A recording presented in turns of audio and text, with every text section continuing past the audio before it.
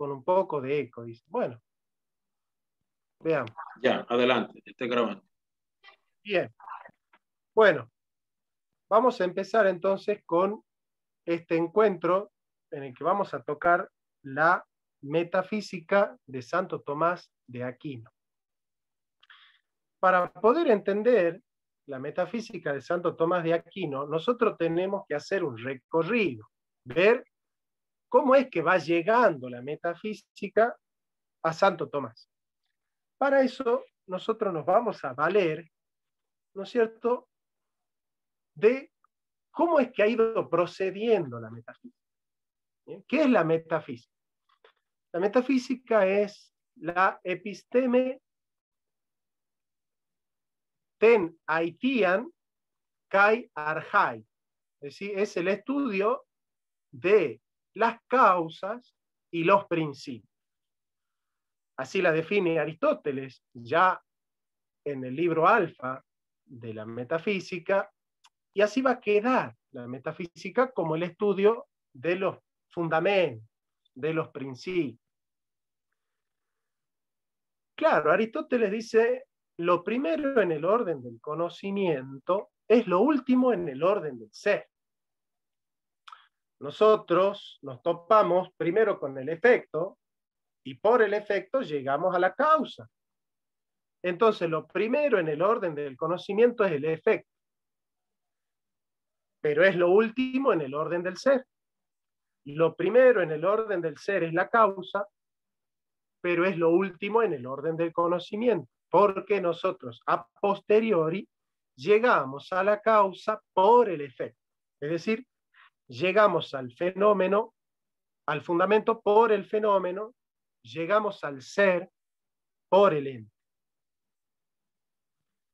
Y Heidegger, en su libro llamado Sein und Zeit, Ser y Tiempo, él se va a preguntar por el ser. Él va a decir, nosotros necesitamos volver a hacer la pregunta por el ser, porque la pregunta por el ser, dice Heidegger, ha caído en el olvido. Ha caído en el olvido. Y ya en estos tiempos, dice Heidegger, en el parágrafo 1 de Sein und Zeit, de Ser y Tiempo, él dice, se nota un progreso volver a preguntarse por la metafísica. Y es la pregunta por el ser, aquella pregunta que ha tenido en vilo el meditar de Platón y en Aristóteles, pero no para quedar más como una pregunta expresa de una investigación no efectiva. Es decir, se cancela la necesidad de reiterar expresamente la pregunta que interroga por el ser. Se la da como una vía de acceso al ser, pero ya como no se sabe lo que es el ser, porque es el concepto más universal y por lo tanto el menos comprensivo de todos, de suyo se cancela la necesidad de hacer la pregunta por el ser. Pero Heidegger dice, el tema fundamental de la metafísica es la pregunta por el ser.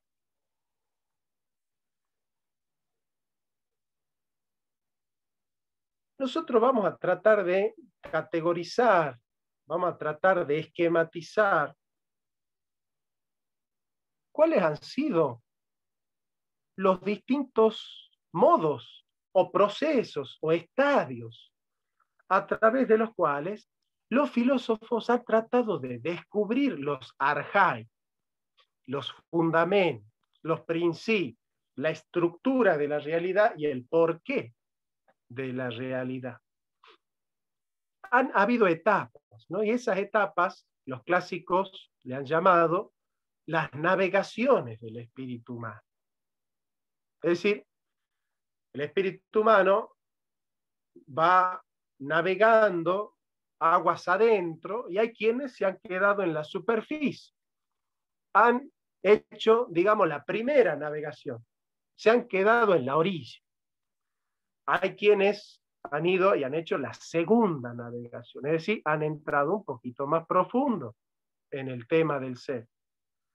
Y hay quienes han hecho la tercera, la cuarta navegación, ¿no es cierto? Y la quinta navegación, que ese es ya el que ha llegado a descubrir todo de la metafísica, ¿no? El que ha hecho la quinta navegación. Entonces nosotros vamos a hacer, para llegar a nuestro Santo Tomás, un estudio de las navegaciones, ¿cierto?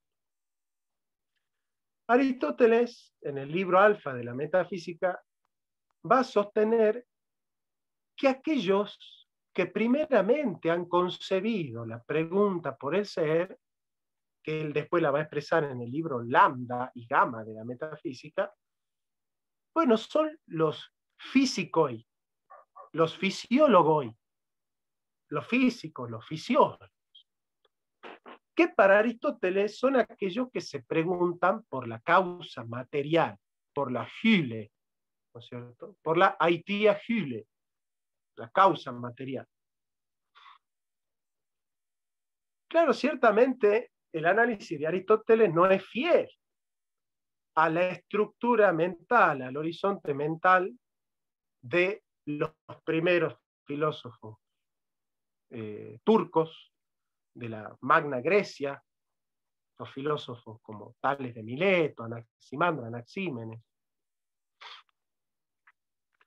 Porque claramente ellos, si bien están hablando de la tierra, el aire, el fuego, como Anaxímenes, o las cuatro rixomas, las cuatro raíces, como Empédocles, ellos no se están preguntando de qué está hecha la realidad, sino más bien los presocráticos, los ontólogos, porque Heidegger no les llama los presocráticos, el helenocentrismo ese de ponerlo a Sócrates siempre como el puntapié de la filosofía.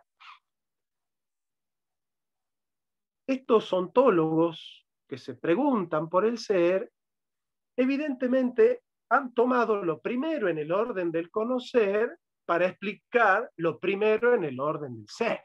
Es decir, no han comprendido que lo primero en el orden del conocimiento es lo último en el orden del ser. No han entendido el procedimiento dialéctico que describe Aristóteles. No han entendido. Entonces, claramente, ellos querían explicar el fundamento de la realidad y para explicarlo, bueno, tomaban un elemento de la realidad, que era como el que daba la explicación del conjunto, de la totalidad, del holon, del cataholon, del todo. Claramente ese procedimiento en lógica se llama la falacia pars pro toto, es decir, la falacia que toma la parte por el todo. Toma la parte por el todo. Entonces, Tales de Mileto dice, bueno, aquello que unifica la diversidad, aquello que cohesiona la diversidad de cosas que nosotros encontramos, en el fondo es lo aquoi, sto aquoi, lo húmedo, ¿cierto? Así como Empédocles va a decir, son los cuatro rixomas, las cuatro raíces, de ahí va a salir un poco el análisis de Deleuze. Anaxímenes va a decir, no, así como lo que cohesiona el cuerpo humano es el alma, lo que cohesiona el universo es el alma cósmica, ¿no? El alma cósmica, el panpsiquismo. Ahora, fíjense ustedes que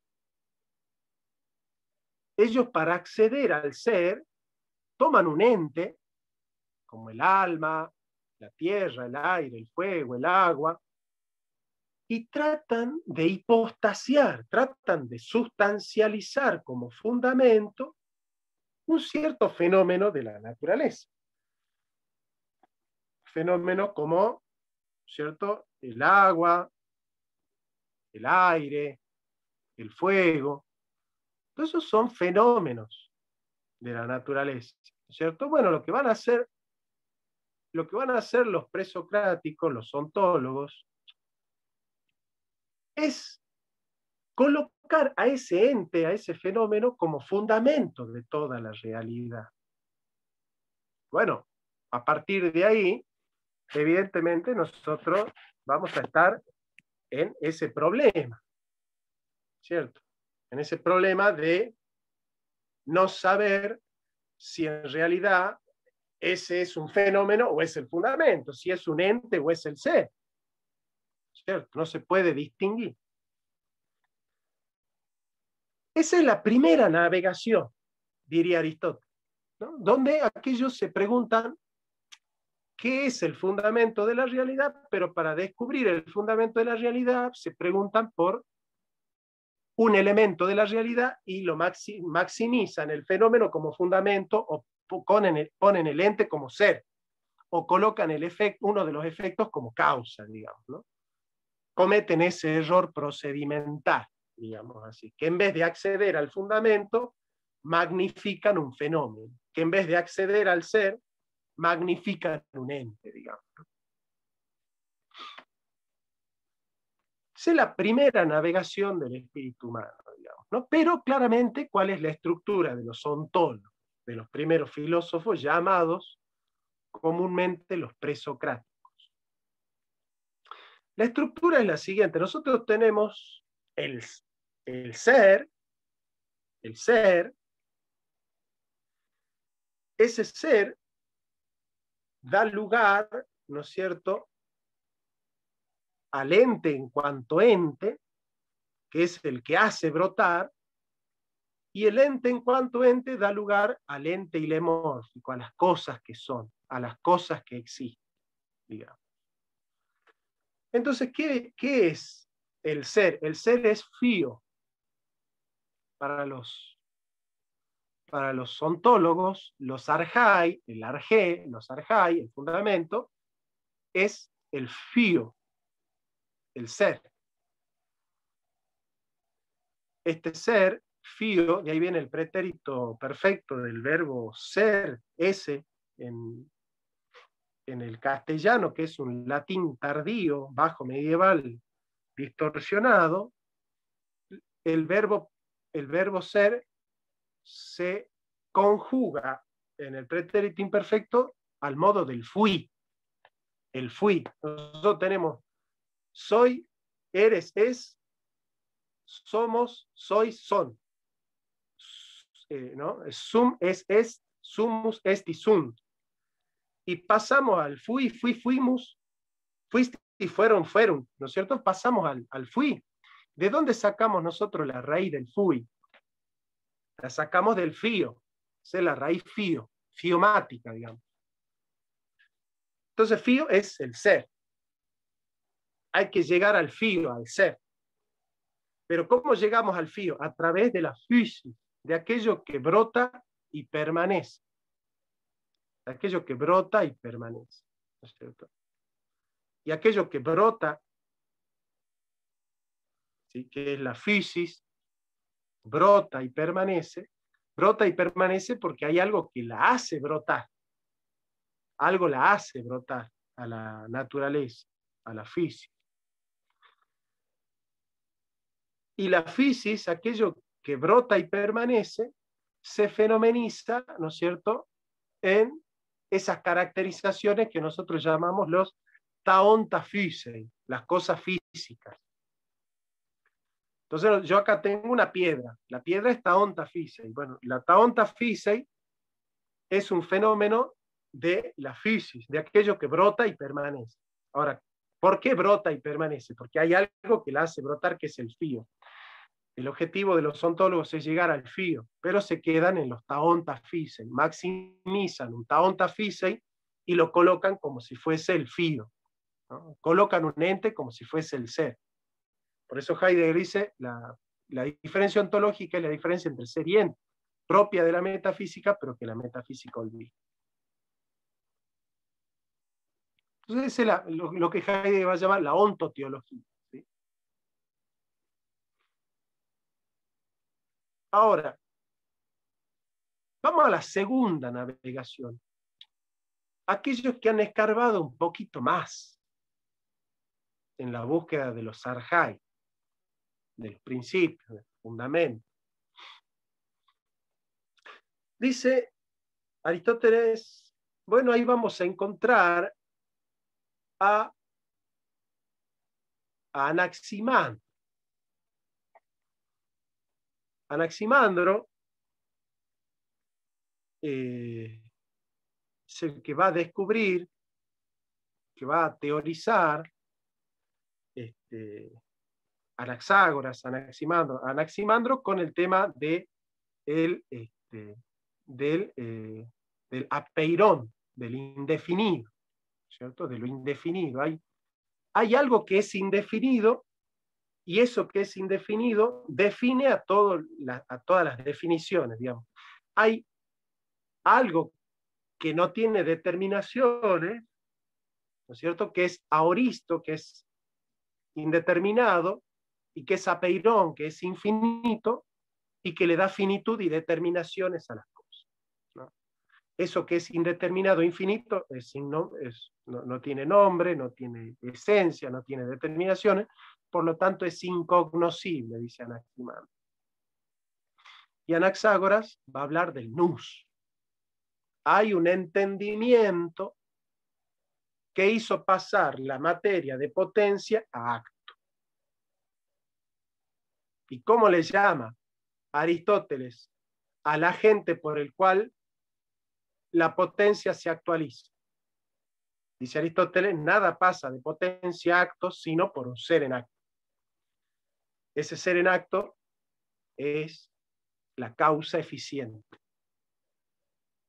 Es el móvil, aquel que hace mover la materia y le da forma, ¿no es cierto? Porque los dioses para los griegos no son creadores ex nihilo, como para los cristianos, sino que poiúmenos, significa formarlo al universo. Formarlo significa darle forma. Porque para los griegos, la hyle, la materia, era eterna, aion. Como la materia es eterna, entonces no hay creador de la materia. De la materia, de los efluvios, han surgido los dioses, ¿no es cierto? La teogonía, esto explica muy bien Hesíodo y Homero, y estos dioses que han ido surgiendo de las sutilezas de la materia, han ido espiritualizándose, desmaterializando, ¿no es cierto? Y ganando forma, inteligencia, espiritualidad, y fueron ordenando la materia, le fueron creando el cosmos, ¿no es cierto? Por eso al principio es la teogonía y de ahí surge la cosmogonía. Digamos, el cosmos, el orden del universo fue dado por los dioses. Con lo cual esa pregunta que nos hacemos nosotros, cristiana, leyendo Bereshit, esta idea del bará, del crear, Bereshit, bará, Elohim, de Hashamayim, de Haaretz, de Haaretz, Taitá, Tohu, Babohu, Belahosher, Hal, Penei. Esta idea de hay un creador de toda la realidad, digamos, ¿no? Hay un creador de toda la realidad. Para los griegos no hay un creador de todo. Los dioses no son creadores de todo, de la materia, la forma, causa eficiente, causa final. A los griegos los dioses son o causa formal, cuando son medio panteístas, o causa eficiente, como Platón, el demiurgo de Platón en el Critias y en el Timeo. Entonces la causa eficiente se pregunta, ¿quién hizo pasar la materia de potencia a acto? ¿Quién le dio forma al universo? Esa es la pregunta que se hace la causa eficiente. Esa es la segunda navegación de la metafísica, preguntarse quién fue. ¿Quién fue? ¿Quién fue el que hizo pasar la materia a acto? La pregunta más originaria es quién ha creado todo, no quién ha hecho pasar la materia en potencia a acto, quién actualizó la materia, porque eso nos deja inconclusa la pregunta pero ¿quién creó la materia? No, la materia es eterna. Bueno, entonces ya la sustancia última es la Hyle, la materia, y eso es Aristóteles. Ese es el problema de Aristóteles, que no pudo remontarse a la quinta navegación. Entonces ya tenemos la primera navegación, que se queda en los elementos físicos, naturales, y los maximiza, sin llegar al fundamento, se queda en el fenómeno como Hyle, como materia, como elemento hipostasiado. Después tenemos aquellos que se preguntan por quién ha dado orden a la realidad. Bueno, el nous, el entendimiento. Anaxágoras. Y después viene la tercera navegación. Esa tercera navegación es la de Platón. Cuando Platón dice en el Fedón, lo hace hablar a Sócrates a punto de morir, dice, bien pronto yo descubrí, dice Sócrates, que había un filósofo como Anaxágoras, que trataba de explicar que el fundamento de todo el orden de la naturaleza es una inteligencia, un entendimiento, un nous. Me resultó muy interesante, dice Sócrates, me resultó muy interesante. Dije, por fin encuentro algo que vale la pena leer. Yo me voy a dedicar a estudiar este tipo de causas, dice Sócrates, en el Fedón de Platón. Pero bien pronto está puesto a dar la explicación, Anaxágoras comienza a acudir a éteres, gases y nubes, como los otros anteriores. Como diciendo, no puede aplicar a toda la realidad la causalidad eficiente, no puede explicar. Entonces viene Platón y se pregunta por la estructura de toda la realidad. ¿Cuál es el ontos on, lo realmente real? Y va a decir Platón, bueno, lo realmente real es el eidos, la idea. Con lo cual, Platón se está preguntando por la causa formal. ¿Qué es la realidad? Para Platón, la pregunta metafísica fundamental es, ¿qué es la realidad? Bueno, esta no es la pregunta metafísica más importante, es cierto. ¿De qué está hecha la realidad? ¿Cuál es la materia más sustancial de todas? Es una pregunta metafísica importante. ¿Quién hizo pasar, quién le dio movimiento al universo? Es una pregunta importante. ¿Cuál es la estructura formal de todo el universo? Son preguntas importantes. Pero sin embargo, la pregunta fundamental, dice Aristóteles, no es por la causa material, como en la primera navegación, ni la causa eficiente, como Anaximandro y Anaxágoras en la segunda navegación, y tampoco la causa formal, como la que va a buscar y a plantear, ¿no es cierto?, Platón. Sino que hay otra causa que le da el sentido al ser, que le da direccionalidad, que es, bueno, pero en el fondo, ¿para qué? ¿Para qué la materia tiene esta forma a partir de la gente? ¿Por qué la gente, la causa eficiente, le ha dado a la materia, causa material, esta forma, causa formal? Como el agente le ha dado, ¿no es cierto? Si para qué el carpintero hizo del árbol una guitarra. Esa sería como una metáfora. ¿Para qué el agente eficiente hizo de la materia esta forma? ¿Para qué los dioses o el dios le ha dado a la materia esta organización formal que describe Platón? ¿Para qué? Y ahí descubre Aristóteles la causa más metafísica, que es la causa final.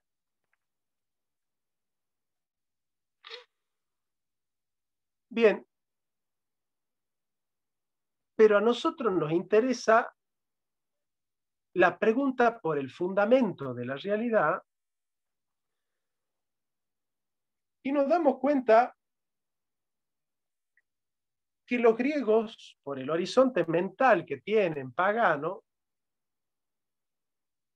poiúmeta, creación para ellos no es ex nihilo, no es creación de la nada, no es hacer de la nada el todo, sino que es formarlo al universo, con lo cual los griegos nunca se van a preguntar por la causa total. La causa total es por qué hay ente y no más bien solo el ser. Y cuando nos preguntamos por qué hay ente, nos preguntamos por el ente material, la forma del ente, la causa eficiente del ente, aquello que lo hace mover al ente de potencia acto, y la causa final, el para qué, el sentido del ser, la direccionalidad del ente. Bueno, el horizonte mental cristiano dice, hay un ser que explica en sí mismo todas esas preguntas. Ese ser es la causa total, esa es la noción de creación. Ahí el creador es el que ha movido, el que ha creado la materia, el que ha movido la materia a acto a través de la forma y que direcciona a todos los entes hacia sí mismo. Es decir, vienen de él y van hacia el éxito y el rédito. Todas las cosas vienen de Dios y van hacia Dios.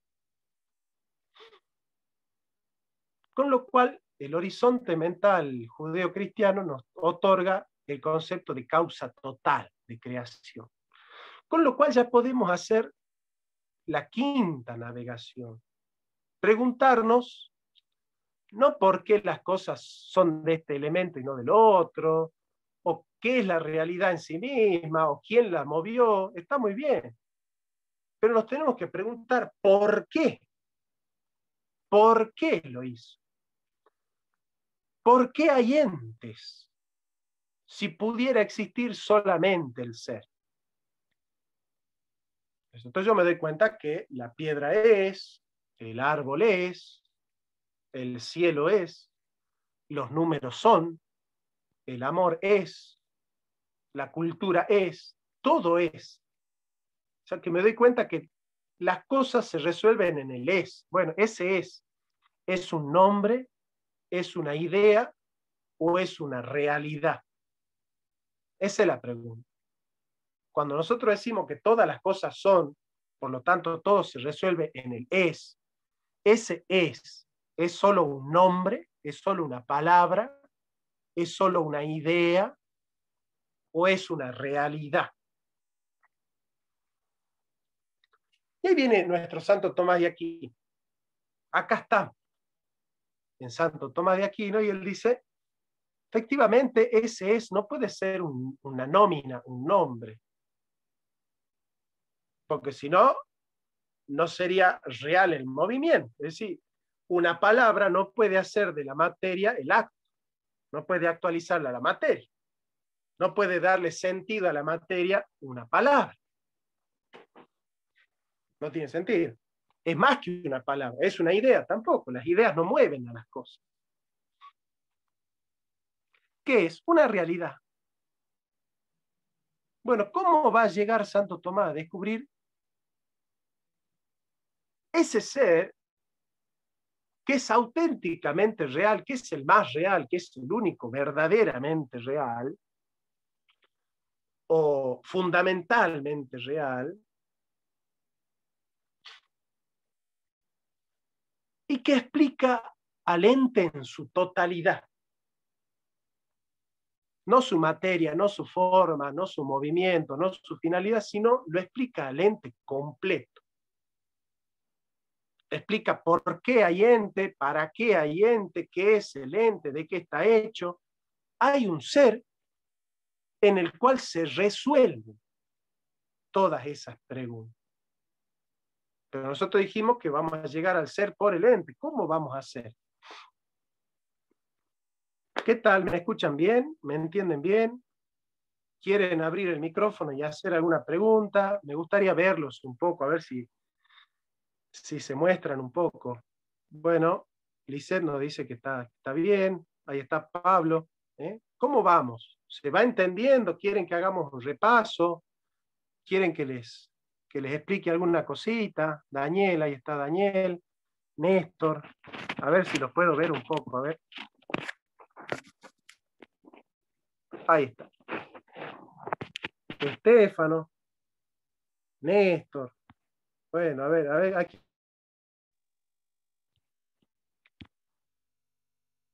No, mi micrófono no está silenciado, ahí me decía la máquina. Su micrófono está. Ahí está Sandoval, ahí está Sandra. Mirá, hace mucho que no la veía Sandra. Qué bueno verte, Sandra. Sí, la verdad, hola, igualmente, un gusto. Un abrazo, ahí está Carlos, Gracie. Bueno, qué lindo tenerlos. Renato, Carlos, Cristóbal, Santiago. Estefano, Jeremías. Bueno, Jeremías es el que amablemente nos presta, ¿no?, esta posibilidad. Boris, Lisette, Mati, Pablo, Walter, Víctor. Bueno, acá está el sector de los escondidos. Acá no han dado la cara, mira, ¿eh? Galich, mi amiga María Eleonora, Mariela, Marti, Zaida, Carlos. Estos no están dando la cara acá, ¿eh? Bueno. Diego. Bueno, acá nos está viendo un filósofo muy bueno, amigo mío, Gunther se llama, él está ahí presente. A ver si querés prender un poco la cámara, alguna, así te ven un poco.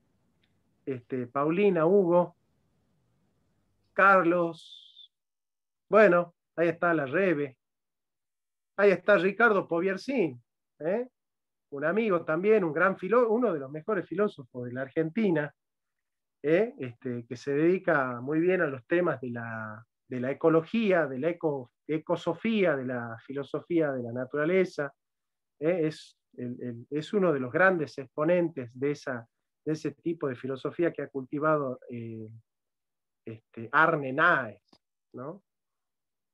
Así que, bien, ahí está María Eleonora Galich. Bueno, Jeremías, Pablo, ahí está Estefano. Bueno, sigamos. Yo quería preguntarles simplemente si tienen alguna pregunta para que nosotros podamos continuar con la quinta navegación. Es decir, ya es propiamente Santo Tomás de Aquino, pero había que hacer este recorrido para entender por qué es que Santo Tomás de Aquino es el que resuelve la pregunta por el ser, es decir, la causa total de la realidad. ¿Se entiende? Bien, seguimos entonces. Nosotros dijimos que la pregunta fundamental de la metafísica es la pregunta por el ser. Es la pregunta por el ser. Pero claro, efectivamente Heidegger, Santo Tomás de Aquino, se dan cuenta que nosotros nunca nos topamos con el ser puro, así de frente. Como diríamos en la cancha, no nos cruzamos con el ser de pechito.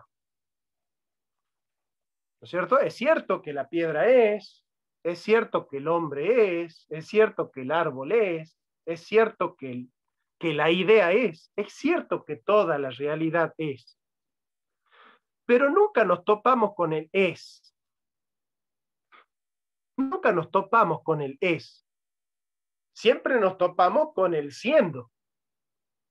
¿Se entiende? Por ejemplo, nos topamos con las cosas que se dedican a hacer. Por ejemplo, este tarro de una marca que no la voy a decir, bueno, está haciendo, porque todo lo que está es, pero no todo lo que es está. Solo el español tiene esa capacidad de desplegar la diferencia ontológica en el lenguaje, porque el verbo to be no distingue entre ser y estar. El verbo sein, en alemán, no distingue entre ser y estar. El verbo l'être, en francés, no distingue entre ser y estar. El español es maravilloso porque puede desplegar la diferencia ontológica en el lenguaje. Eso es muy importante, esa es la ventaja que tenemos los hispanohablantes con respecto a los de otra lengua, que no nos tenemos que enredar para hacer la diferencia ontológica, porque sabemos que todo lo que está es, pero no todo lo que es está. Pero claro, si nosotros nunca nos topamos con el es puro, siempre nos topamos con el siendo, con aquel que de alguna manera está ejerciendo en acto segundo el acto primero de ser. ¿Cierto? ¿Cuáles son los actos segundos?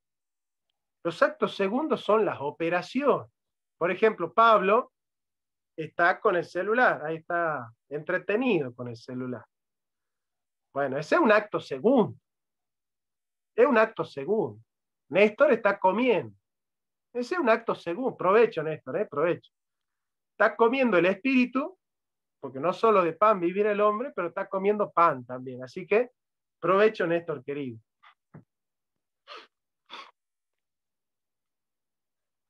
Claro, el hecho de estar siendo no es el acto primero. El estar siendo, ¿qué es? En la distinción de los ontólogos entre el fío, la physis y los taonta physei. ¿Qué es el estar siendo? ¿Es taonta physei? ¿Es physis o es el fío?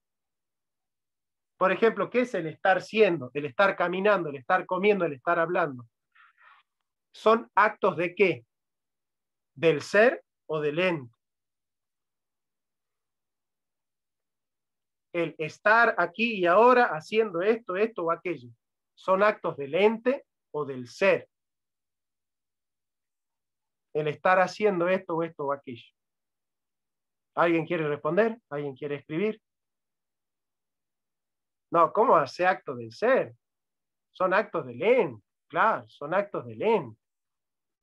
Es el ente, el que habla, el que llora, el que canta, el que mira, el que escribe, el que habla, el que corre, ¿cierto? Y es el ente el que está haciendo. El ser no está haciendo, el ser es, el ente está haciendo. Bien, ahora, si el ente está haciendo, el ente está haciendo, nosotros nos topamos con las operaciones del ente, el ente como un acto segundo, ¿no es cierto? Acá hay una realidad que se está dedicando a ser en acto en el tiempo y en el espacio. Claro, yo explico el ente como acto segundo, pero yo tengo que llegar al fío, al acto primero. Ahora, ¿cómo puedo llegar al acto primero? A través del acto segundo. Ahí está. A través del acto segundo llego al acto primero. A través del fenómeno voy al fundamento. A través del ente voy al ser. A partir del efecto voy a la causa. Esa es la metafísica realista, es metafísica posterior, es decir, parte de la realidad. Y en la realidad descubre los indicios del fundamento de la realidad. En el efecto descubre las semillas de la causa. En el ente descubre al que participa al ente. Entonces, claramente, yo tengo que ir partiendo del acto segundo, es decir, de las operaciones segundas, para encontrar el acto puro, que es el acto primero. ¿Sí? Yo nunca me topo con el acto puro de ser. ¿Se entiende? Yo me topo con él siendo mesa, siendo silla, siendo perro, siendo agua, siendo número 8. Nunca me topo con el puro ser. Bueno, ¿cómo vamos a llegar al ser? A partir de un ente, eso lo dice Heidegger, el ente privilegiado, el que tiene la preeminencia óntica, ontológica y óntico-ontológica, que para Heidegger es el Dasein. Para Santo Tomás es el ente común, el ente común. Y vamos a ver lo que nos dice nuestro Aquinate, el doctor Angelicus, con respecto a cuál es el punto de partida sobre el cual nosotros hemos de descubrir al acto puro, al acto primero, al fundamento, a los arjai, a la icía, a la proteaicía, a la causa primera, a la proteaicía, digamos.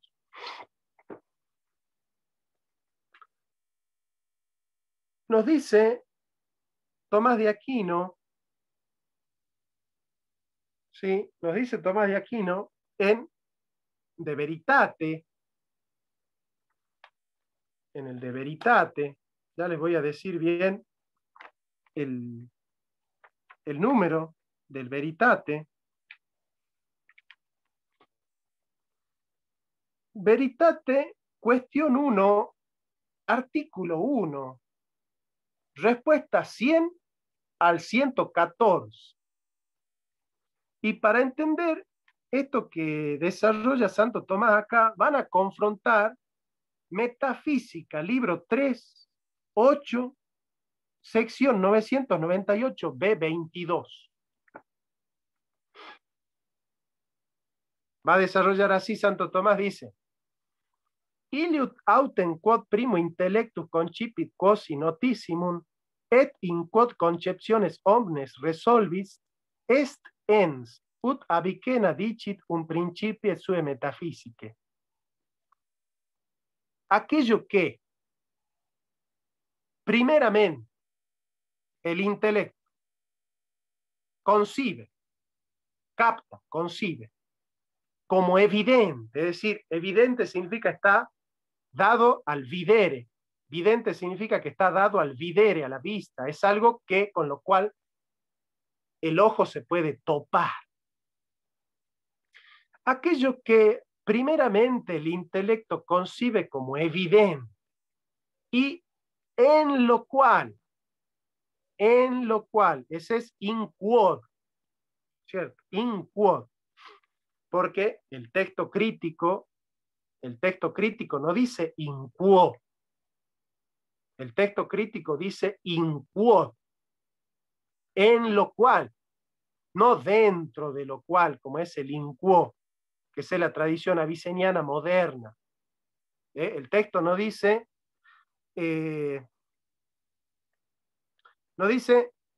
illud autem quod primo intellectus concipit quod notissimum et in quo.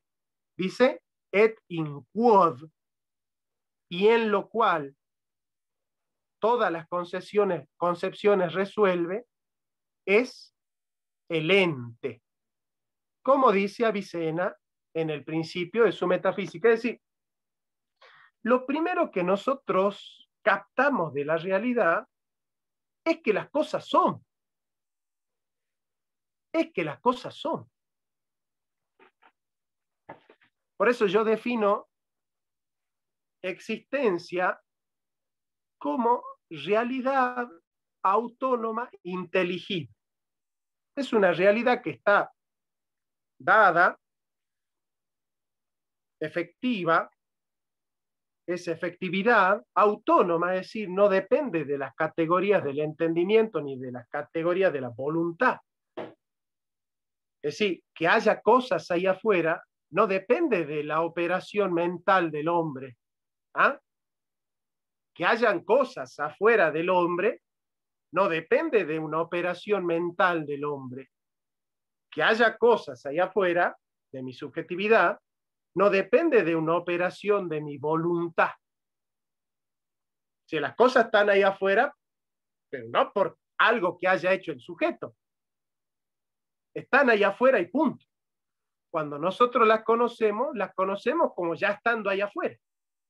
Uso adentro y afuera como cartesiano, pero es simplemente un modismo, digamos, ¿no? Porque me va a escuchar Poviersin, que es experto en filosofía contemporánea, ¿qué es esto de adentro y afuera? Digamos, sí, en la fenomenología no hay ni adentro ni afuera, como en Derrida, ¿no? En Nietzsche. Entonces, esta realidad, esta efectividad autónoma e inteligible, porque puede ser conocida, es el punto de partida. Nosotros, antes de descubrir que Néstor es un hombre adulto, nosotros sabemos que Néstor está, que Néstor existe. Eso es lo primero que capta el intelecto, es que las cosas son. Después nosotros nos preguntamos qué son, pero el intelecto sabe que son. capta que son. Y después se pregunta qué son, con acento en la E, y qué son. Entonces, ¿qué es lo primero que captamos de la realidad? Y que las cosas están siendo. Quiere decir que cierta comprensión del ser habita ya en cada comprensión del ente, porque cada vez que comprendemos un ente, lo comprendemos como siendo, como participando del ser, como siendo parte del ser.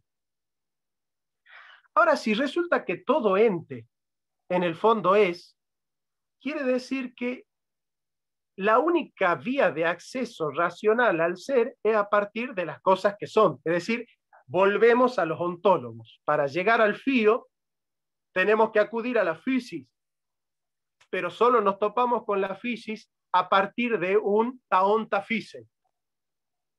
De un taonta physei. ¿Cuál es el taonta physei de Heidegger? El Dasein, el ser ahí. El ser ahí es el ente privilegiado a través del cual nosotros podemos explanar la pregunta por el ser en general. Pero Aristóteles va a decir, Santo Tomás, ya voy a decir por qué el furcio vale. Santo Tomás va a decir, no hay un ente privilegiado en cuya categoría nosotros resolvamos al ser. Porque la noción de Santo Tomás es el ens comune, es el ente común, no es un ente privilegiado, sino que es el ente común. ¿Por qué? Porque aquello en lo que nosotros somos, lo somos en comunidad con las piedras, con las plantas, con los animales y con los ángeles.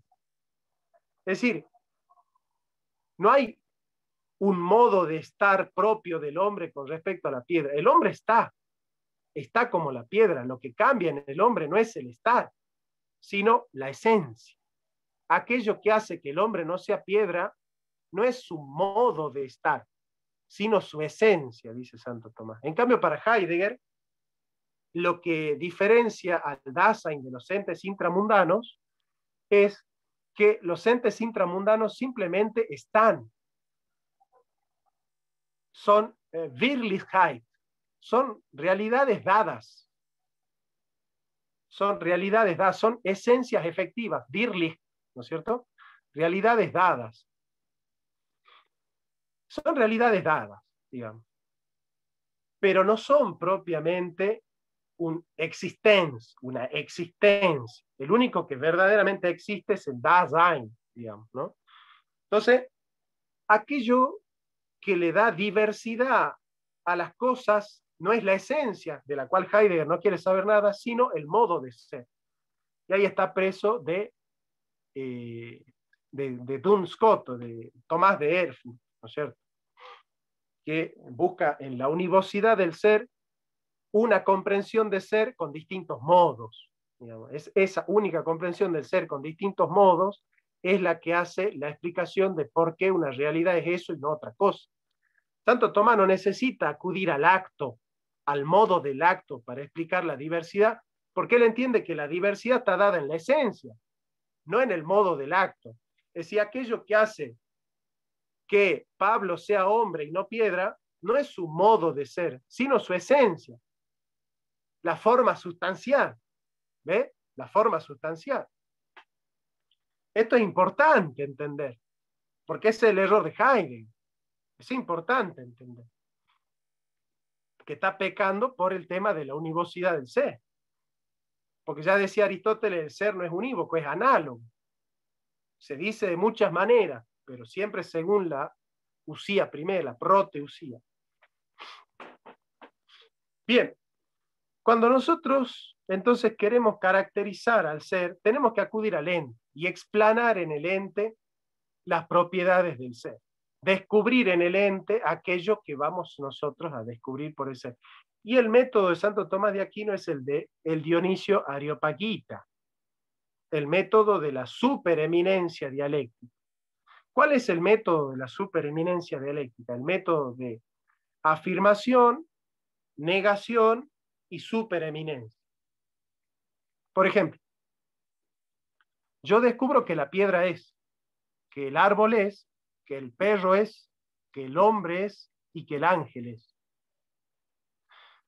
Bien, entonces yo descubro que hay una perfección en todos los entes, que es el acto segundo de ser.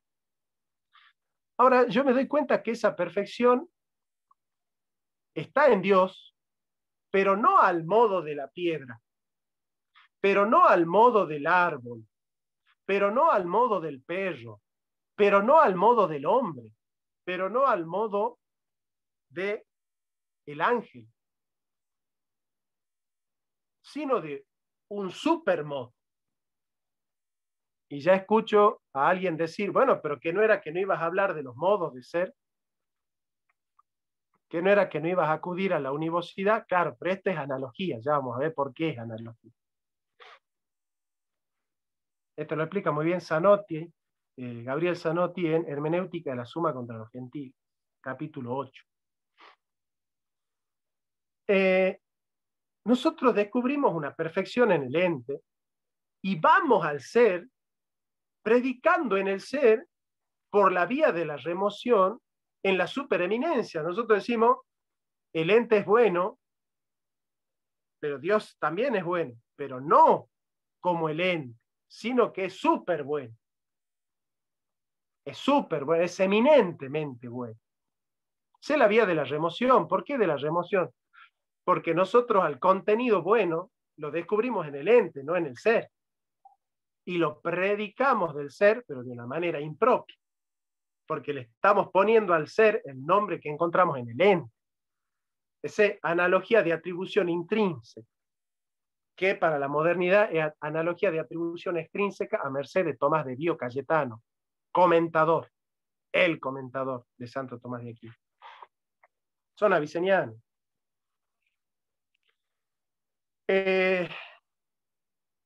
Bien, ahora nosotros queremos la vía resolutiva del ser. Queremos encontrar la vía resolutiva del ser, ¿no? Y la vía resolutiva del ser es encontrar qué es lo más propio del ente. Porque si es el ente el que nos va a llevar al ser, nosotros tenemos que descubrir lo más propio del ente, aquello que le es lo más constitutivo del ente. Porque esa es la única manera de llegar al fundamento. Si llegamos al fundamento a través del fenómeno, tenemos que descubrir en el fenómeno lo más fundamental. Si vamos a llegar a la causa a través del efecto, tenemos que descubrir en el efecto la causa total. Si vamos a llegar, ¿no es cierto?, al ente a través del ser, pues tenemos que descubrir el acto de todo acto. ¿Y cuál es el acto de todo acto? ¿El acto de caminar es el acto de todo acto? ¿El acto de cantar es el acto de todo acto? No. ¿Cuál es el acto de todo acto? El acto de ser, ¿verdad? Bien, ahora, ¿cómo es entonces que el ente es, pero sin embargo nos damos cuenta que pudiera no haber entes, porque una de las características del ente es la contingencia? ¿Sí? ¿Qué ente es ontológicamente necesario? ¿Qué ente es, digamos, imposible que no sea? ¿Es posible que no haya hombres? Y es posible que no haya hombres, ¿no es cierto? Es posible que en algún momento no exista la raza humana, y no estamos lejos, ¿no?, de que desaparezca la raza humana del planeta Tierra. En cualquier momento, un capitalista aprieta un botón, no queda ni el loro acá, ¿no es cierto? Pero es posible que el hombre no exista. Entonces quiere decir que la existencia del hombre no es necesaria, el hombre no es un ser necesario. Puede ser como puede no ser.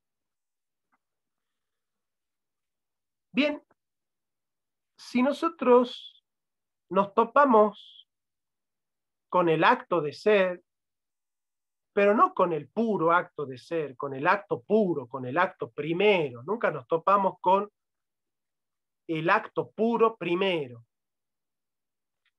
sino que nos topamos con el ser, pero el ser siendo esto o aquello. Yo me topo con el ser, pero no con el ser puro, sino con el ser piedra, con el ser guitarra, con el ser cama, con el ser mueble, con el ser libro, con el ser vela, con el ser estrella. O sea que yo ya me lo topo al ser, pero fragmentado, limitado, siendo esto, pero no aquello. ¿Se entiende? ¿Se entiende o no? A ver, háganme así, pónganme sí, ok, sí entendemos, bien. ¿Se entiende? Nos topamos con el ser esto o aquello, nunca con el ser puro, sino con el ser piedra, ser pavo, ser gato, ser loro, ser hombre, ser mujer, ser historia, ser número, ser círculo. ¿Y por qué está fragmentado el ser que nos topamos nosotros? ¿Por qué nos topamos con seres que son contingentes? ¿Por qué nos topamos con seres que están limitados, que son finitos? ¿Por qué están fragmentados el ser? ¿Por qué nos aparece fragmentado, limitado? Casi vamos a decir así, nos aparece caído. Caído como siendo esto o aquello.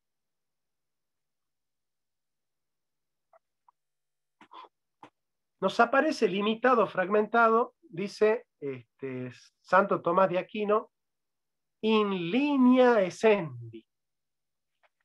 In linea essendi. O sea, nos topamos con el acto de ser siempre fragmentado por la esencia. O sea, limitado, reducido a hacer esto o aquello. Claro, y ese es el problema de los ontólogos. Los ontólogos no se daban cuenta que el agua es agua y no fuego, el fuego es fuego y no tierra, la tierra es tierra y no aire, el aire es aire y no agua. Entonces, ¿qué decía uno? No, es aire, no es el agua, no es lo húmedo, no. Lo húmedo es lo húmedo y no lo seco. Lo seco es lo seco y no lo húmedo.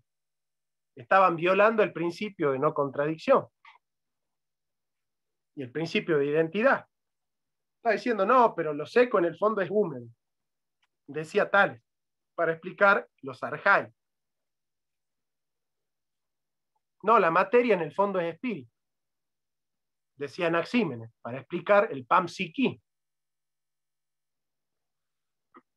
No, dice Santo Tomás de Aquino, no, el gato es gato y no loro, el loro es loro y no piedra, la piedra es piedra y no ganso.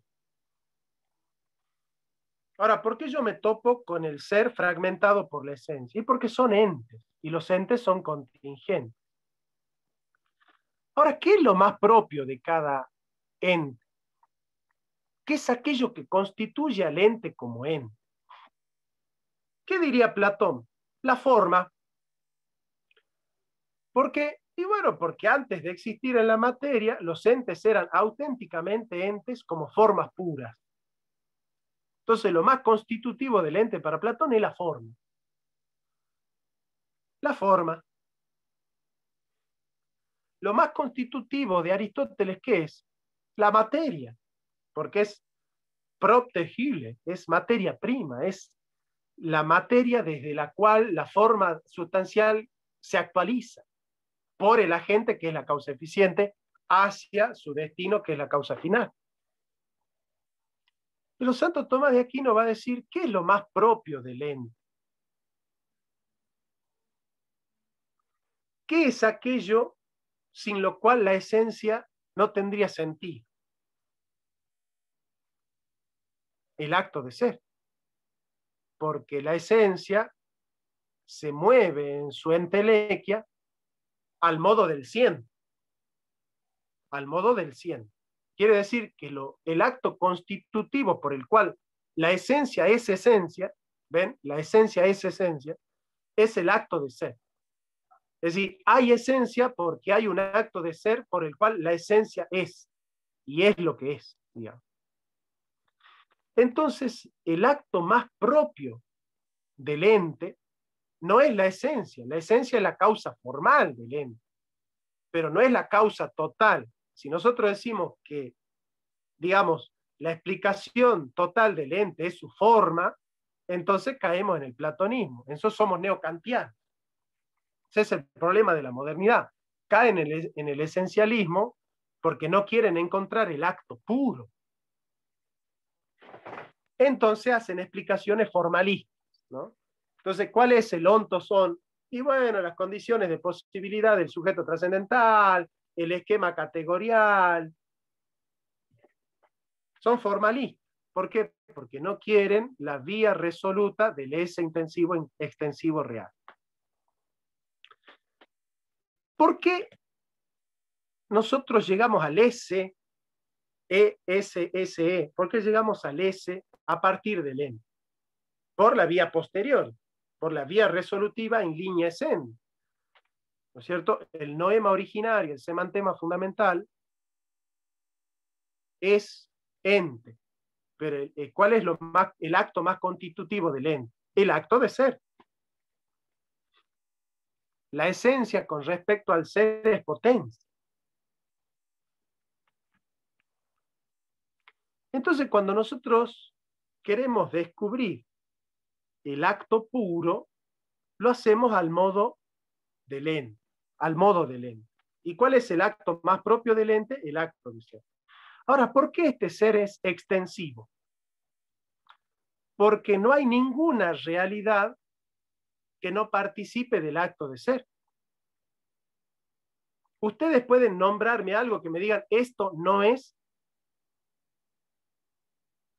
¿Alguien puede escribir algo que diga, esto no es? Hagan el intento. Yo les regalo un libro. Le regalo un libro a aquel que escriba una palabra y diga, Jonathan, esto no es.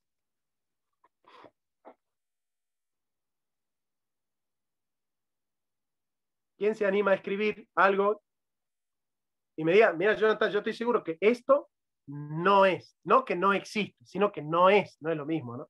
Porque existencia es efectividad autónoma, inteligible. Pero yo no hablo de efectividad, hablo de realitas, de realidad.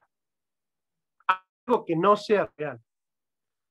Ahí escribió Paulina el no ser. ¿Pero qué es eso que escribió Paulina ahí? Cuando ella escribió, ¿qué escribió?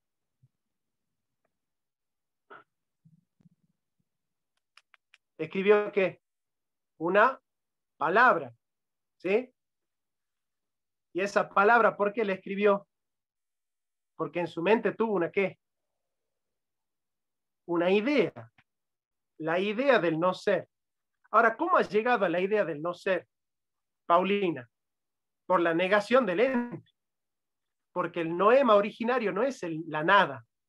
Ese es el error de Heidegger. El noema originario es ente.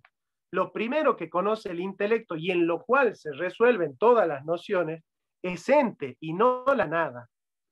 Entonces la nada es una noción segunda que surge por el noema que tenemos nosotros acá, que es el ente. O sea, yo entiendo ente, lo niego al ente y me surge la nada como la negación del ente. Pero no es que la nada exista, existe el ente. Y la nada es el acto inteligible por el cual nosotros judicativamente negamos el ente. Pablo, te escucho. Profe, gracias por la palabra. Me pareció muy interesante cuando decías, y que creo que es lo que venimos arrastrando, que es que como nosotros somos y somos entes, le atribuimos a todos los demás entes y al ser las características que nosotros podemos reconocer, que son las nuestras, pero quizás equivocadamente el ser no tenga esas características, o en realidad pienso que las tiene y las supera. En el ser es donde van a estar todas las nuestras y todas las que nosotros ni siquiera conocemos, pero les asignamos solo las que podemos ver, que son las que conocemos nosotros. Entonces, bueno, obviamente la nada es todo lo que podemos imaginar y después en una segunda operación lo intentamos quitar, pero bueno, no se puede quitar porque ya lo pusimos ahí, ¿no? Perfecto. Gracias, profe. Perfecto. Pero en el fondo la nada, ¿qué es? Una idea. ¿En qué consiste esa idea? En la negación judicativa del noema originario, que es el ente. Ahora, ¿cuál es el problema del nihilismo? El problema del nihilismo es que coloca la nada como fundamento. Es más, que quita el fundamento al ente y coloca en su lugar a la nada misma, el Abgrund. Ese es otro tema, ¿no? No puede ser nunca la nada fundamento. La pregunta metafísica no es por qué el ser y no la nada. La pregunta metafísica es por qué el ente y no más bien solo el ser. ¿Han entendido eso?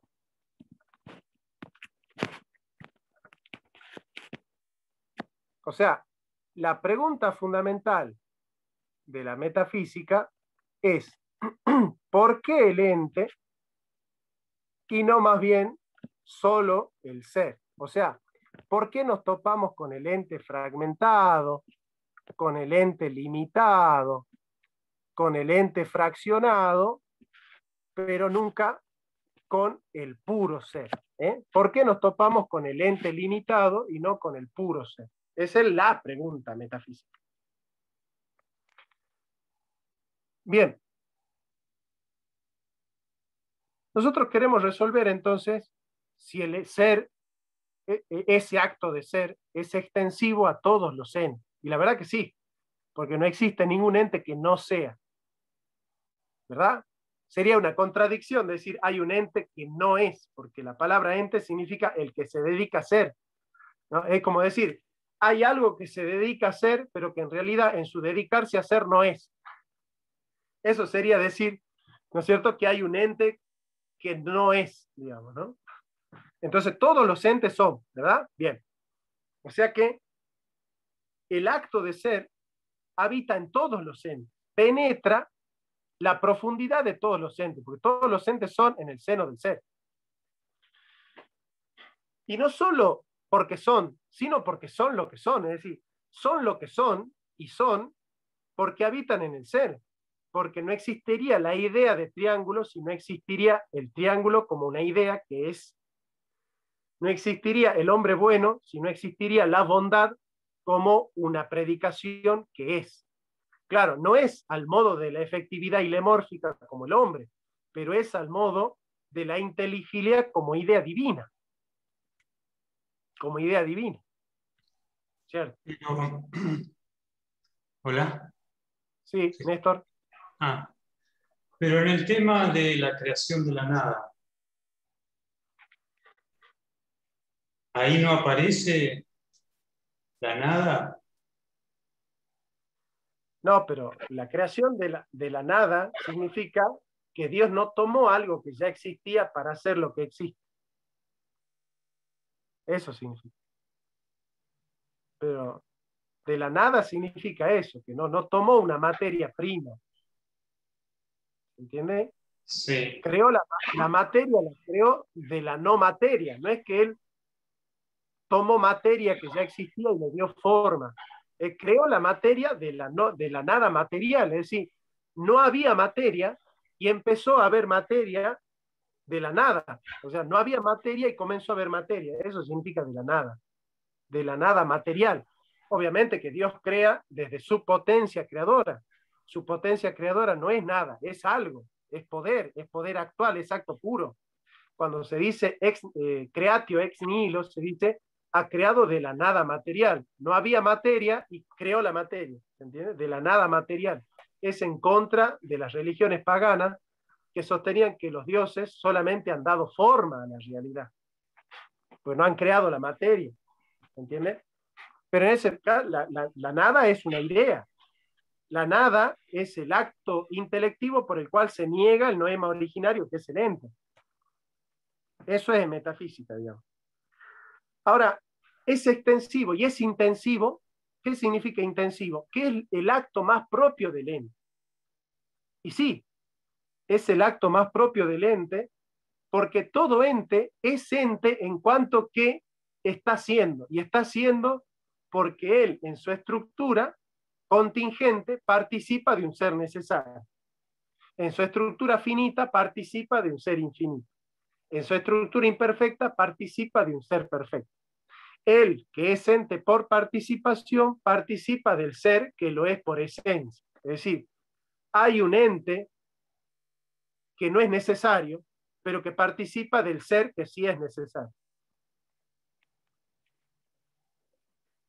¿Se entiende? ¿Por qué? Porque si el ser del cual todos los entes contingentes participan, él también participa de otro, él también es contingente. Entonces ya no podría ser la causa primera.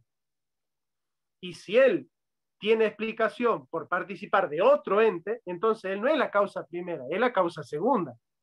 Y se remonta al primero. Ahora, si ese primero en realidad participa de otro, ya no era el primero, es el segundo. Entonces ya no es el necesario, es el contingente. Entonces, para romper la cadena de contingentes y de seres finitos e imperfectos y móviles, hay que rastrear al inmóvil, al perfecto, al eterno, al acto puro, al que no tiene mezcla de potencia, porque no es compuesto de materia y forma, acto de ser y esencia. Es acto puro porque es perfección pura. Pablo, dale. Creo que, o bueno, a lo que me lleva lo que comentaste es como finalmente, como en la religión hebrea, al cual finalmente a Dios no lo podés nombrar, porque si lo nombrás, lo estás haciendo en función de algo más, y estás diciendo es esto y no aquellas cosas, entonces no sería el último y sería contingente, porque sería relativo, entonces como que finalmente es como es un silencio que decimos, bueno, cuando tenemos que nombrar a ese, vamos a hacer silencio, porque igual cualquier palabra no sería, faltarían un montón de cosas. Bueno, por eso en Baikra, en el Éxodo 8:44, dice Dios, yo soy el ser. Yahvé, soy el que soy. 3:14, Éxodo 3:14. Yo soy el que soy. Bueno, es el ser, es intensivo, porque todo lo que hay en el ente está penetrado por el acto de ser. Piensen ustedes, el alma del hombre es forma sustancial. Eso no es. Miren la enunciación. El alma del hombre es forma sustancial. El cuerpo es principio de individuación. La teleología es causa final. O sea, cada parte constitutiva del hombre es, por lo tanto, cada parte constitutiva del hombre está penetrada, ¿por qué? Por el acto de ser. Entonces, ¿hay algo del hombre que no sea? ¿Hay algo del hombre que no sea? Entonces, ¿cuál es el acto más propio de todo el hombre entero? El acto de ser. O sea, el acto de ser es el más extensivo, puesto que todos los entes son, y es el más intensivo porque todo el ente entero es. O sea, todo lo que habita en el ente es, de alguna u otra manera, pero es.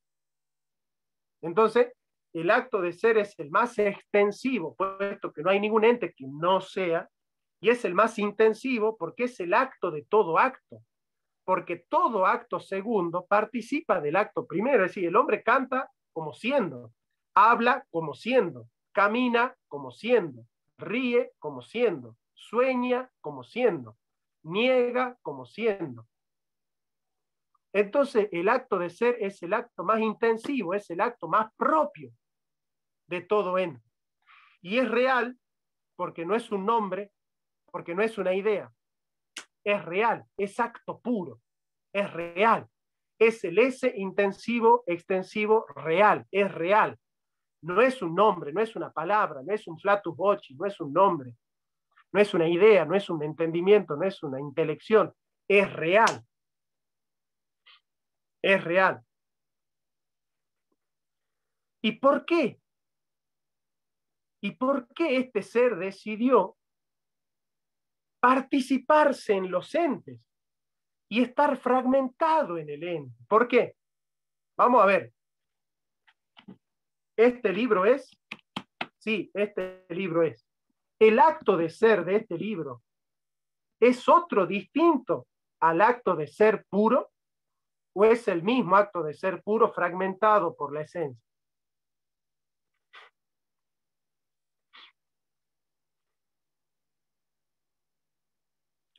Acto primero y acto segundo son distinciones formales. Porque el acto más propio de este libro, el acto más propio de este libro, es el acto puro de ser. A ver si me entienden. Abran la cabeza, por favor, porque van a entender algo maravilloso. Es maravilloso. Y si ustedes lo entienden, se van a emocionar. Porque acá es la parte donde uno se emociona con Santo Tomás de Aquino, porque es evangelio puro. La filosofía más importante es evangelio puro. Acá la veo a mi querida Grace, la veo ahí, pensativa, ¿cierto? Bien. El acto más puro, el acto más constitutivo de Gracie, el acto que la penetra en lo más profundo de lo que ella es en cuanto a su ontología, es el acto de ser. ¿Y saben cómo se llama el acto de ser? El acto de ser que la penetra en lo más profundo de Gracie y que la hace ser, y que la hace ser lo que es y no otra cosa. ¿Saben cómo se llama ese acto que la hace ser y que la hace ser lo que es y no otra cosa? ¿Saben cómo se llama ese acto?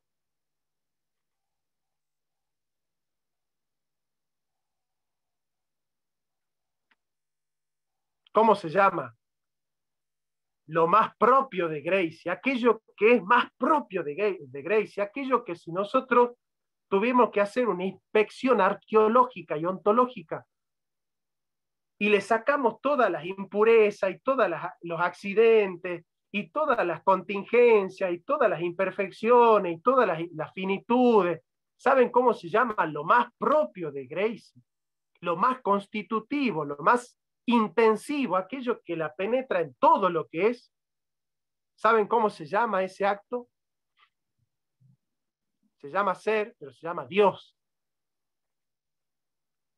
Dios. Lo más propio de Gracie es Dios. Es Dios. Lo más propio de Gracie no es Gracie. Lo más propio, aquello que la hace ser y que la hace ser lo que es Dios. O sea que el acto de Gracie es Dios. Gracie, el acto por el cual vos existís es Dios. Vos estás existiendo porque en tu acto está Dios. No es que vos participás del acto de Dios. Es cierto que vos participás del acto de Dios, pero eso no significa que vos tenés un acto y que Dios tiene otro acto. Sino que Dios está penetrando en tu acto de ser para que tu acto de ser sea su acto de ser y para que su acto de ser sea tu acto de ser. O sea que Dios está fragmentado en Gracie. Gracie es Dios fragmentado. Gracie es Dios limitado por la esencia. Gracie es Dios siendo Gracie y no otra cosa. ¿Se entiende? Entonces, el acto más puro, más propio, más intrínseco, más constitutivo, más fundamental de Gracie es el acto puro de ser, que es Dios, que aparece limitado en Gracie por la esencia. ¿Sí? Sí, Pero Néstor. entonces todas las cosas son Dios. Entonces todas las cosas son Dios fragmentado. Sí, y sí. Sí. Dios no es el Dios. En eso está indiferenciado, es decir, es tanto Dios fragmentado Gracie como la computadora. Claro, en distintos grados de perfección. En distintos grados de perfección. No es el modo de habitar Dios la piedra que el modo de habitar Dios el hombre. ¿Se entiende? ¿Dónde habita más plenamente Dios? ¿En el hombre o en la piedra? Suponemos que... ¿Cómo sabemos eso? Y bueno, porque la perfección del hombre es mucho más simple y más perfecta que la perfección de la piedra. O sea, es más compuesta en el sentido de que tiene más predicamentos, es más jerárquica. La piedra es, el árbol es y vive, el animal es, vive y siente, el hombre es, vive, siente y piensa. ¿Quién es más perfecto? El que es y vive, el que es, vive y siente, o el que es, vive, siente y piensa. ¿Quién es más perfecto? ¿Dónde caben más perfecciones? En el hombre, que es, vive, siente y piensa. Entonces, no es un tema de suponer, es un tema de que en el hombre caben más perfecciones que en la piedra. Por lo tanto, Dios habita más plenamente en el ser más perfecto que en el ser más imperfecto, porque la esencia es más perfecta. Bien. Ahora, ¿por qué el ser ha decidido participarse en el ente? ¿Por qué el ser ha decidido habitar en el ente, fragmentarse en el ente? ¿Por qué? ¿Por qué lo hizo? ¿Lo necesitaba hacer para ser Dios? ¿Dios es Dios porque crea? ¿O Dios pudo decidir no crear y seguiría siendo perfectamente Dios y creador? Claro, Dios no es creador porque crea. Crea porque es creador. Dios no es amor porque ama. Ama porque es amor. Todas las perfecciones en Él no están como operaciones segundas, sino como acto puro. La creación en Dios no es una operación, es un acto puro. Es amor. No tiene amor, es amor. No tiene misericordia, es misericordia. No tiene santidad, es santidad. Él es la santidad. ¿Se entiende? No es que la santidad es algo que está añadido a Dios. Él es la santidad. Él es la perfección. Él es la bondad. Él es el amor. Él es la eternidad. ¿Se entiende? A ver, no es que hay algo que se llama Dios y que después hay algo que se llama santidad y que está añadido a Dios. Y después que hay algo que es eternidad y que está añadido a Dios. Y después que hay algo que es amor y que está añadido a Dios. No. Esto no existe. Él es el amor. Él es la santidad. Él es la perfección. Él es la eternidad. La eternidad es lo que es Él, no lo que Él tiene. Él es eso. ¿Se entiende? Bien. Ahora, ¿por qué decidió Él fragmentarse y participarse en la piedra, en el ganso, en el loro, en el pavo, en el ñandú, en el hipopótamo? ¿Por qué? ¿Por qué decidió Él fragmentarse? ¿Por qué lo hizo? ¿Para completarse como creador? Absurdo. ¿Para qué? ¿Para qué? Para conseguir un bien mejor. ¿Qué? ¿Dios necesitaba un bien mejor? ¿Hay un bien mejor que ese acto puro? Si Él es la suma de todas las perfecciones, sin mezcla de mal alguno, sin mezcla de falta alguna, ¿qué necesitaba Dios para ser más perfecto? ¿Necesitaba algo? A ver, ¿quién se anima a decir semejante herejía de que Dios necesitó crear para completarse, para tener algo mejor? ¿Hay algo mejor que Dios? ¿Quién dice yo soy mejor que Dios? Dios me necesitaba a mí, necesitaba crearme, yo soy necesario para Dios. Dios sin mí no puede. A ver, ¿quién levanta la mano? ¿Y por qué lo hizo? En Dios hay tres ciencias. Ciencia de puro entendimiento, ciencia de pura inteligencia, la ciencia de visión y la ciencia de aprobación. Ciencia de puro entendimiento, ciencia de visión y ciencia de aprobación. La ciencia de visión es el conocimiento que Dios tiene de los entes en acto puro, pero las tiene como conociendo lo que hace el ente. Lo conoce en acto puro. Por ejemplo, Dios sabe lo que está haciendo Néstor. Dios sabe lo que está haciendo Rebeca, lo que está haciendo María Galich, lo que está pensando Galich, Dios lo sabe. Y lo sabe desde el acto puro, desde la eternidad lo sabe. No es que se está enterando, Dios no es que se entera, lo sabe en acto puro, en eternidad, en un permanente presente perfecto. Lo sabe. No es que lo va a saber, no es que lo está sabiendo, lo sabe. Esa es la ciencia de visión. La ciencia de pura inteligencia es el conocimiento que Dios tiene de todas las realidades, no solo de las realidades que Él decidió poner efectivamente en existencia, que esa es la ciencia de visión, la que Él conoce lo que hace el existente, sino la ciencia de pura inteligencia es Dios conoce las realidades que ha creado y las que podría crear. Yo les pregunto, ¿Dios podría crear más cosas de las que ha creado o agotó su potencia creadora en los entes que ha creado? Podría crear más cosas de las que ha creado.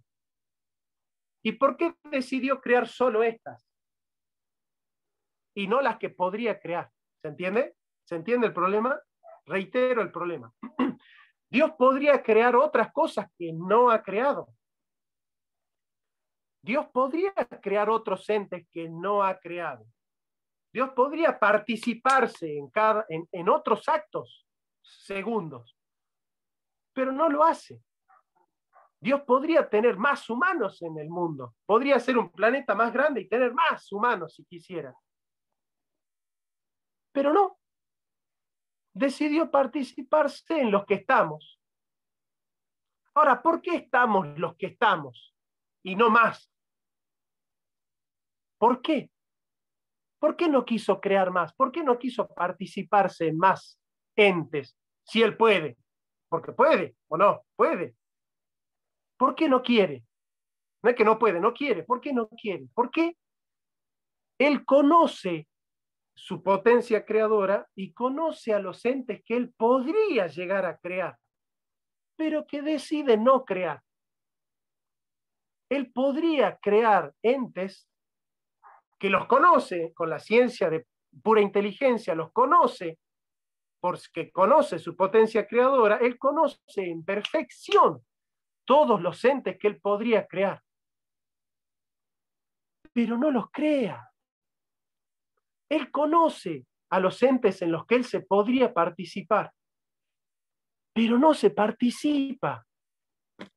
¿Y por qué con nosotros sí? ¿Por qué con la piedra sí? Pero ¿por qué sobre todo? ¿Por qué con el hombre sí? ¿Por qué ha decidido fragmentarse en nosotros? Ser el acto más propio de nosotros. Aparecer limitado en la esencia nuestra, dada por Él. ¿Por qué?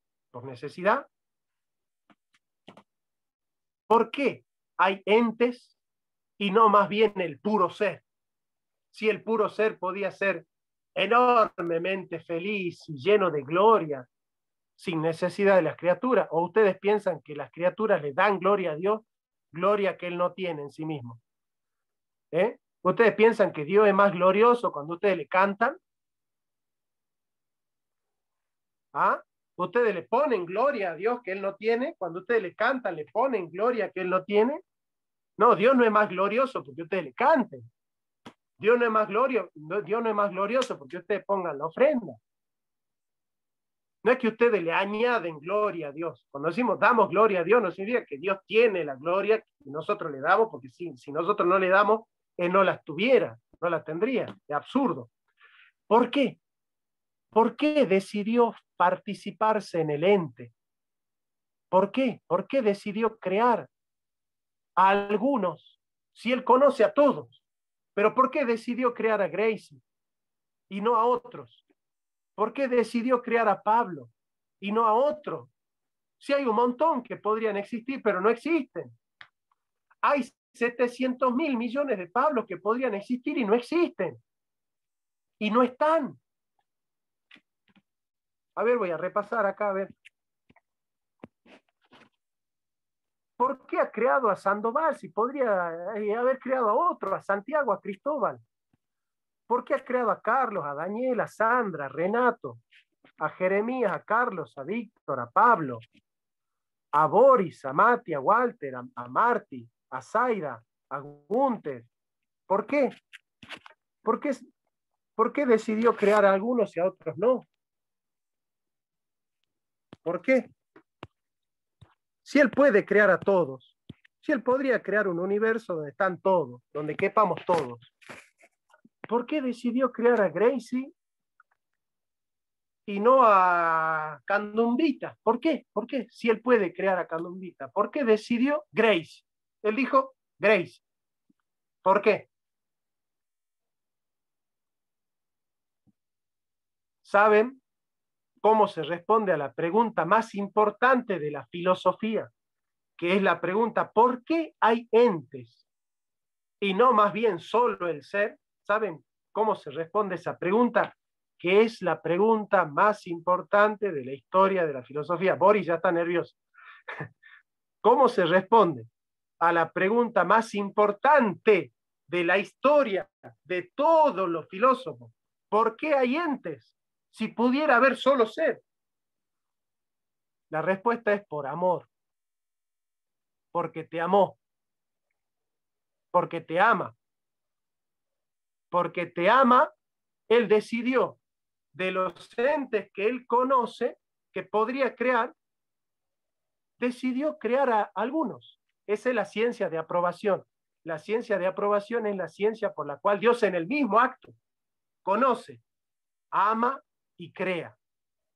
La ciencia de aprobación es la ciencia mediante el cual en el mismo acto Dios conoce, ama y crea. Pablo, Dios no te conoció con ciencia de pura inteligencia. Vos no sos un ente posible para Dios. Sos una realidad autónoma, inteligible. ¿Sabes por qué? Porque Dios te ama.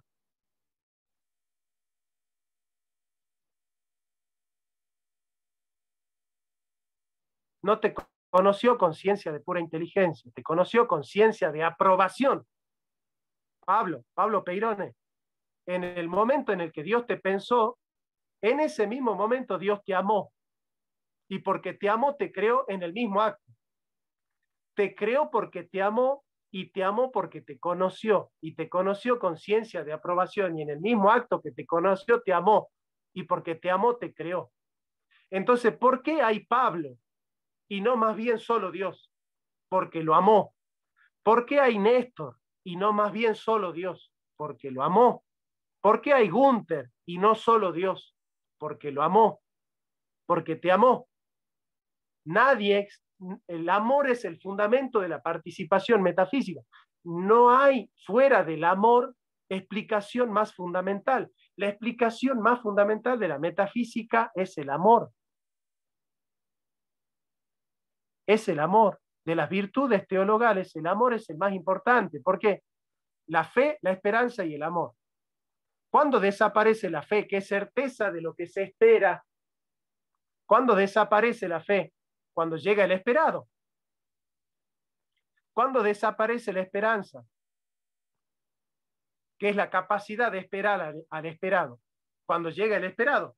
Cuando llega el esperado, ya no hay esperanza. Cuando llega el esperado, ya no hay fe, porque la fe es certeza de lo que se espera. Cuando llega el esperado, ya no hay fe, hay conocimiento. Cuando llega el esperado, no hay esperanza, hay presencia. Ahora, ¿qué es lo que nunca va a desaparecer? El amor. Porque el amor es el fundamento de la participación metafísica. Existen entes porque el ser los amó.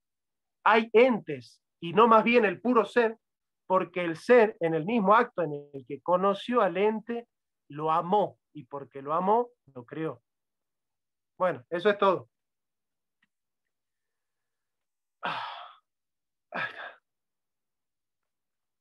¿Preguntas?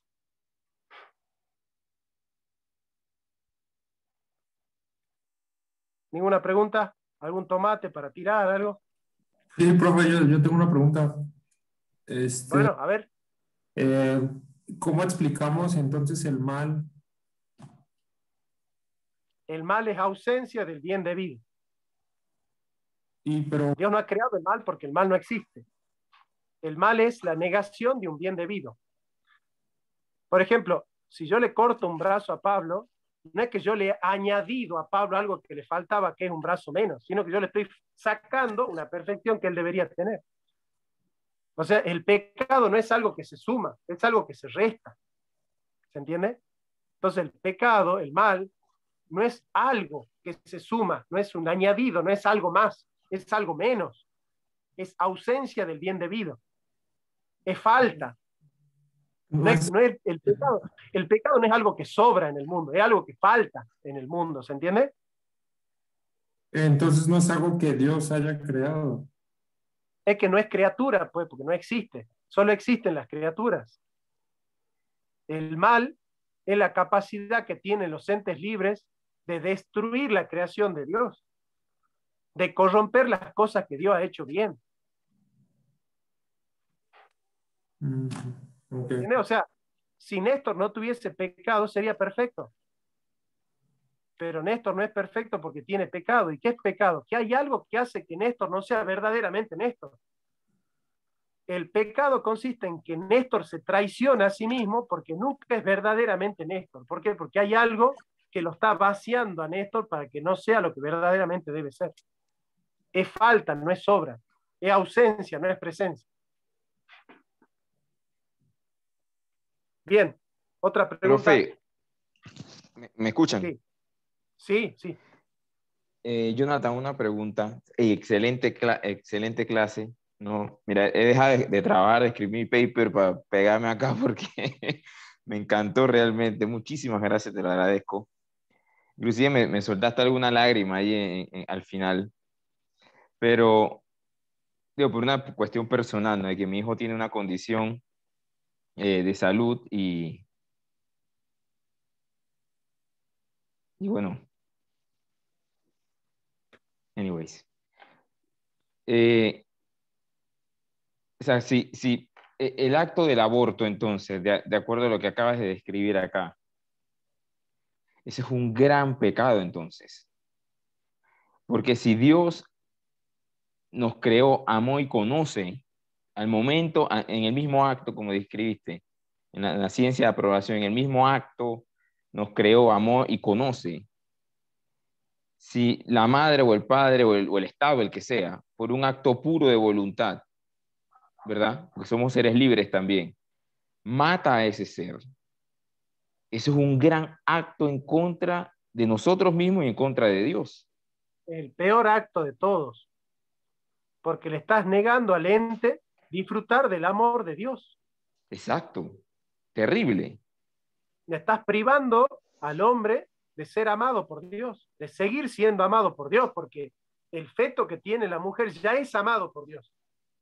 Y lo que hace la mujer que lo aborta es decirle a ese niño, ya no vas a ser más amado por Dios.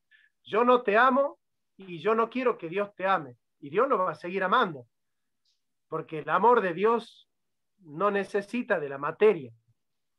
Excelente.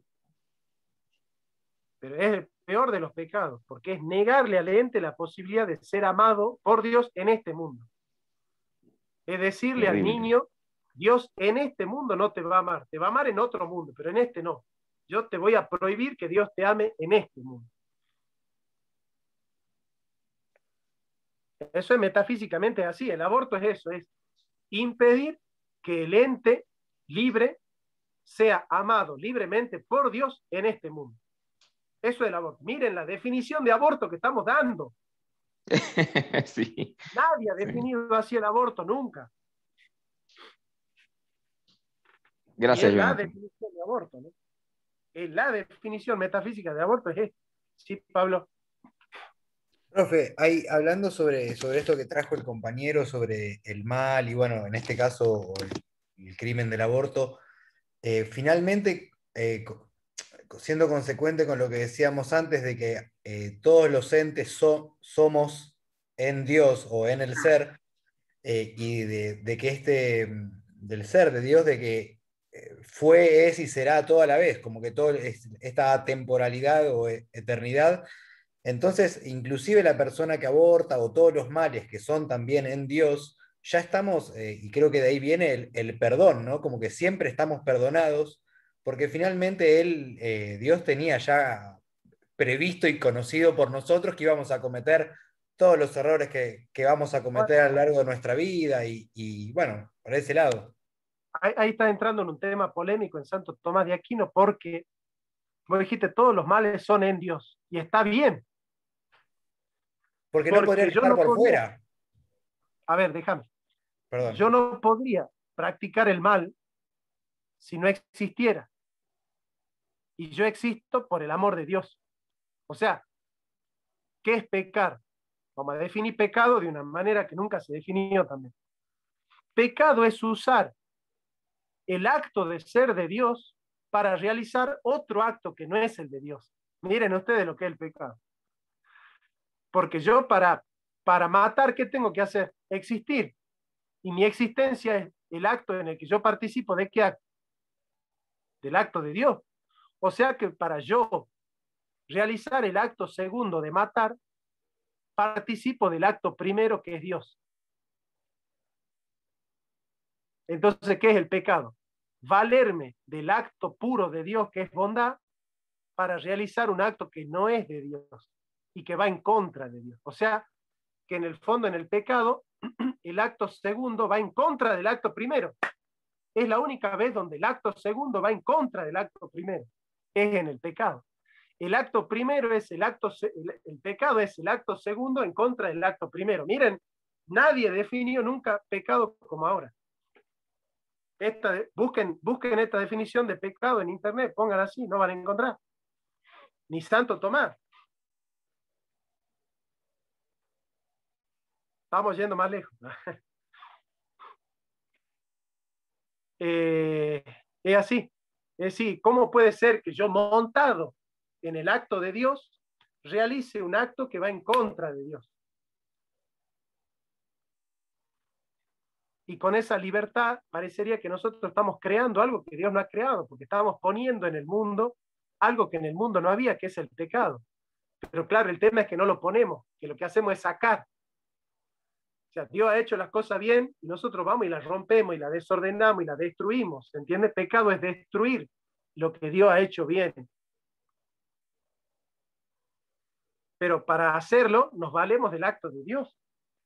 Nos valemos del acto de ser de Dios, porque lo hacemos como siendo en Dios. Nosotros matamos estando en Dios. Robamos estando en Dios. Claro. La libertad es la capacidad de gestionar algo por cuenta de nosotros. La libertad es la operación más divina que tenemos nosotros. Porque amando, participamos del amor de Dios. ¿Por qué amo? Porque Dios me ama. ¿Por qué vivo? Porque Dios es vida. ¿Por qué siento? Porque Dios siente. ¿Por qué pienso? Porque Dios es inteligente. Ahora, ¿por qué elijo el mal? Ya no puedo acudir a Dios. Ya no puedo acudir a Dios. Quiere decir que hay un acto en el cual el hombre gestiona por sí mismo. Por eso la libertad es el atributo más divino que tiene el hombre, porque el hombre puede hacer un acto que no solamente sea autónomo con respecto al acto de Dios, sino que vaya en contra del acto de Dios. Miren hasta dónde llega la libertad del hombre, que puede hacer que su acto segundo vaya en contra de su acto primero, por el cual él mismo está existiendo y está haciendo lo que es para poder hacer lo que hace. Es tremendo. Profesor, Sí. me recordó algo que usted dijo, cuando estaba explicando Heidegger, usted comentó que probablemente cuando uno muere es el ser para la nada, que probablemente mueras y pertenezcas a una infinita y eterna no existencia. Entonces, cuando uno comete el mal y dice que, bueno, vas a ir al infierno, entonces el infierno se podría decir que es esa negación de Dios, o sea, que es como ese pecado, o sea, el mal es como, se podría decir como la nada, o sea, como la no existencia de algo. Entonces, al tú, y no sé, supongamos, poniendo en contexto el infierno entonces sería esa infinita no existencia. Bueno, me gusta la definición, sí. Es coherente, está muy bien. El infierno es la infinita no existencia. Está perfecto. Es el no ser despiadado, el infierno. Es el no ser despiadado. Una nueva definición de infierno le estoy dando. Es el no ser despiadado.